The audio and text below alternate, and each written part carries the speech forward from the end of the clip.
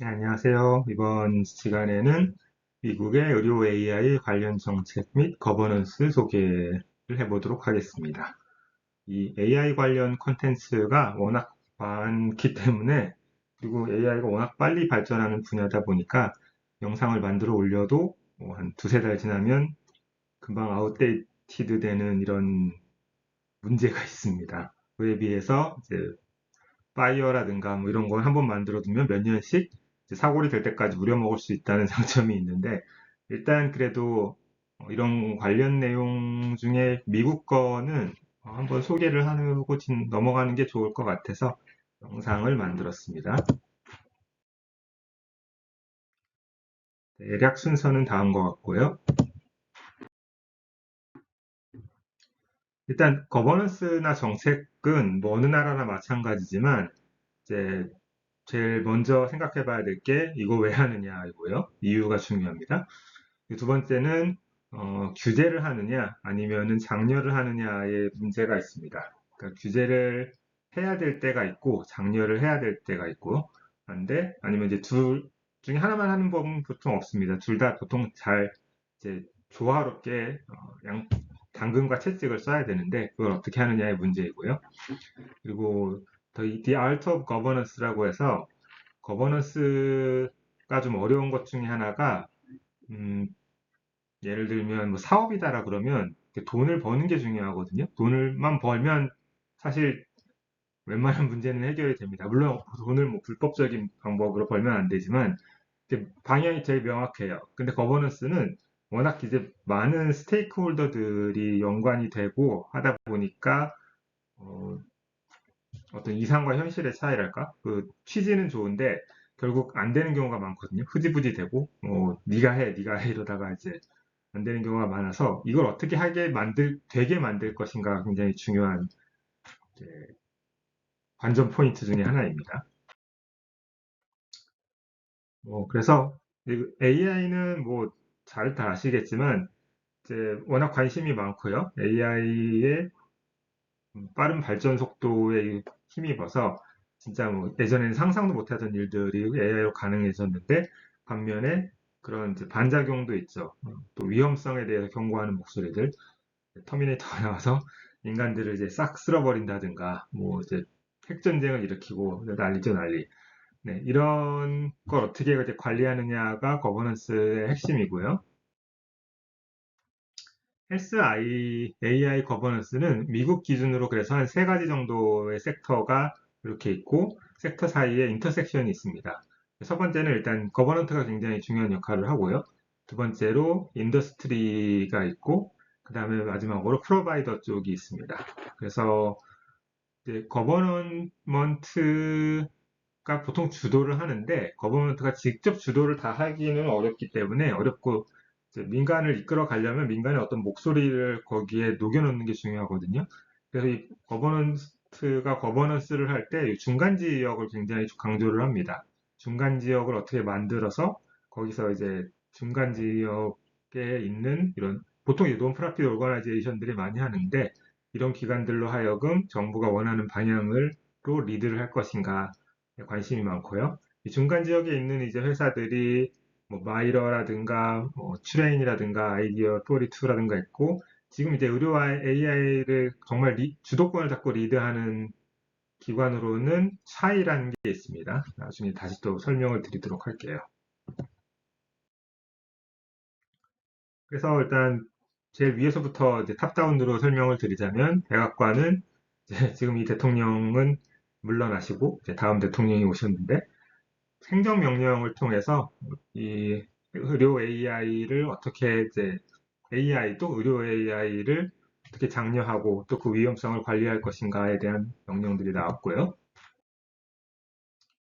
이 헬스 AI 쪽에 관련돼서는 어, 발런터리 커미트먼트라는 게 있습니다. 그러니까 영상 지금 페이지에 보이는 굉장히 쟁쟁한 의료기관들이나 아니면 이제 회사들이 모여서 한 28개 정도가 우리는 뭐 안전하고 믿을 수 있고 뭐 신뢰 가능한 그런 AI를 우리 분야에서 뭐 개발하고 사고 뭐 할 거야라고 이제 맹세를 하는 거죠. 별로 들어보면 별 내용은 사실은 아니긴 해요. 그래도 여기에 이름을 올렸다는 것이 중요하고요.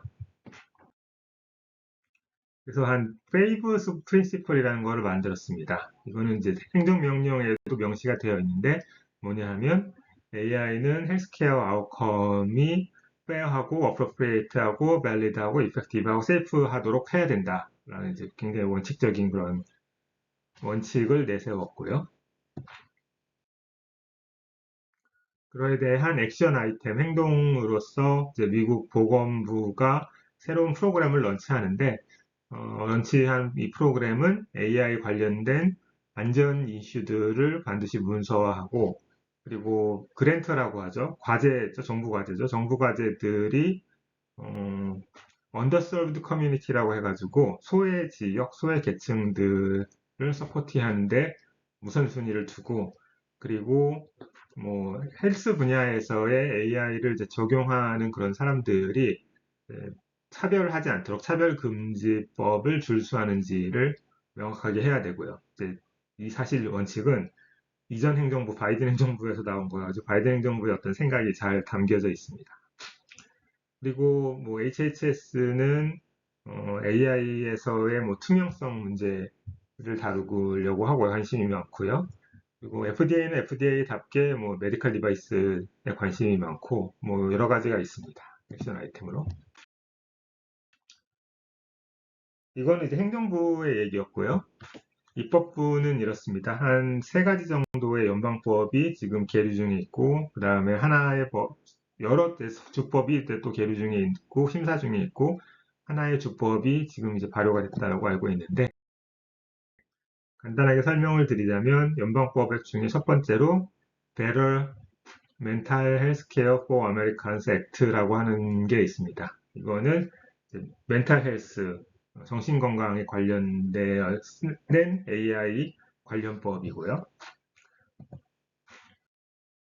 두 번째로 뭐 헬스 테크놀로지 액트 오브 2023라고 해가지고 뭐 이거는 프리스크립션 그러니까 약을 이제 처방을 할 때 AI를 어떻게 써야 되는지에 대한 이제 가이드라인이라든가 이런 안전 규정을 명시하고 있습니다. 세 번째로는 The Pandemic and All Hazard Preparedness and Response라고 해서요. 뭐 AI를 이제 쓰거나 아니면 잘 못 썼을 때의 그 위험성을 반드시 이제 스터디를 해야 된다. 뭐 전반적으로 내용은 다 비슷합니다. 어느 분야에 적용되느냐에 따라서 차이만 있고 버지니아주가 주 중에서는 처음으로 제가 알기로는 2021년 3월 18일에 주법을 발효를 했는데 이 주법은 뭐냐 하면은 처방을 할 때요. 그 약을 처방을 할 때 AI가 말 그대로 어시스트를 할 수가 있습니다. 할 수는 있는데 그거에 따른 리스크들을 관리를 해라. 뭐 이런 내용입니다. 그리고 뭐 각 기관별로는 미국의 기관별로는 뭐 미국 복지부가 보건부가 믿을 수 있는 AI TAI라고 합니다. Trustworthy AI 플레이북이라는 걸 만들었고요.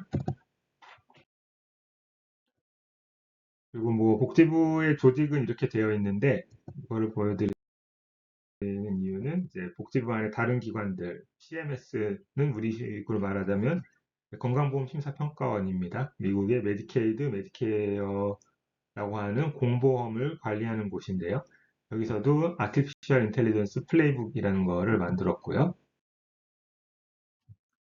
그리고 보건복지부 안에서도 어떻게 이제 AI를 써왔는가 하는 이런 자체적인 조사도 하고 있습니다.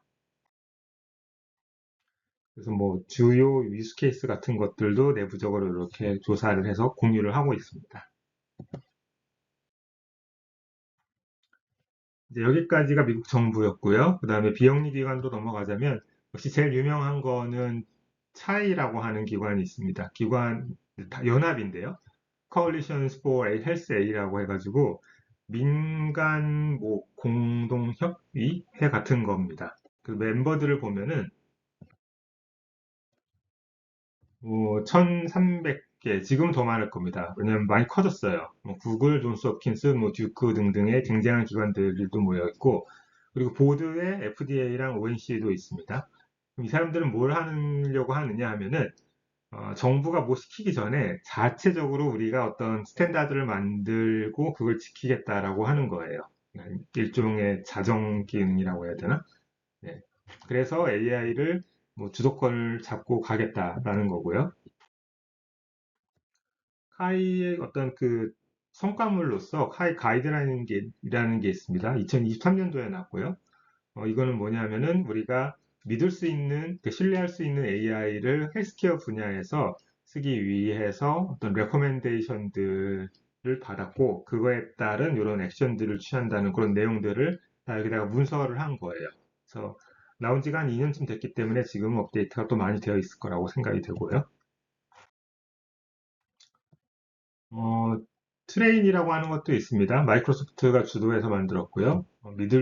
신뢰할 수 있고, 뭐, 책임감 있는 AI 네트워크라고 하는 비영리 기관인데, 이거는 한 16개 정도의 헬스케어 시스템들이 멤버로 되어 있고, 이제, 역시 비슷하게 뭐, 이 분야에서의 AI를 자체 규제하겠다, 셀프 레귤레이션 하겠다, 뭐 이런 목적으로 모였습니다.